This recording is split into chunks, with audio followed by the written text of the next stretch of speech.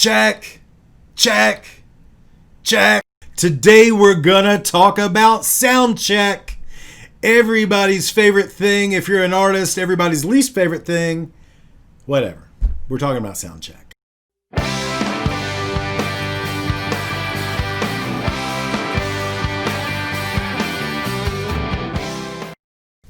Hey everybody, Chris King here with the Love Live Music Channel, and today we're talking about sound check.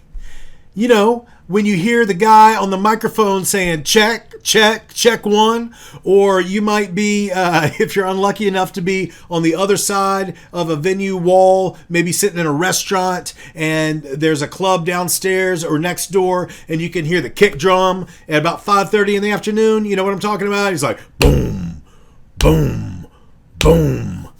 That's sound check, and there's a reason for it. The reason is the artist needs to load in with all of their gear and get everything tested, because what they work on in their practice space doesn't necessarily translate onto the stage. So you got to get your stuff set up, you got to get your guitar amps in place, you've got to get your pedal boards, and then the house sound engineer has to come in and mic everything up so that it sounds good in a venue. And that's why we have sound check. Now let me tell you this, if you are a musician and you need to know some tips about sound check, here they are. The number one all-time tip is this, and you've got to remember this, and you've got to make sure if you're in a band that everybody in the band knows this. Sound check is not practice. Practice is practice. Sound check, you should already have your shit together, because sound check is where you get up and you kind of plug everything in and check your guitar tone and check your volume levels and get real loud and let me hear it distorted. Now let me hear your guitar clean, and let me hear the loudest you're going to be on the microphone so that the engineer can all dial it in. And we might run through a number or two numbers or maybe half a number just to make sure that everybody's comfortable with the level. But this isn't a sound check practice. This is just sound check. This isn't time for you to come and run through several numbers of new material. This is just your sound check. Tip number 2, if you are playing a local venue and you've got a designated sound check time, have all of your band members show up once in the same vehicle. That's going to make everybody at the venue so much happier, because there's not half a dozen cars that they have to park all over town. Everybody dragging their gear in one at a time. Oh, this guy gets off work in an hour. I'm here now. My other guy gets off in 2 hours. That's a pain in the ass for everybody. So keep that in mind. 1, it's not practice. 2, everybody show up together. Like if you were on tour and you all showed up in your van and trailer together and you got to unload all your gear, and we're going to get it done at the exact same time. The next thing about sound check, listen to your sound engineer.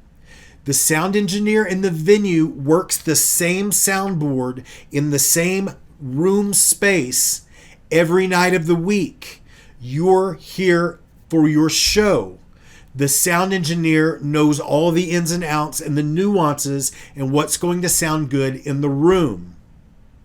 Be very aware of your volume from the stage, because if you've got your guitar amps up super loud on stage, then it's difficult for the sound engineer to get the vocals on top of that. Let the sound engineer do the mixing with the adequate stage volume. That's something that we see time and time again with people that don't have a whole lot of stage experience, that they come in, they got their amps cranked up, and then it's just super loud and it's a garbled mess when you sit in the room and listen to it. And the sound engineer can't do much except say, hey, tell lead guitar to turn down, tell rhythm to turn down, whatever, so we can get the vocals up on top of the guitars. Step number 4, if you've got anything special about your show, make sure you coordinate that with the sound engineer.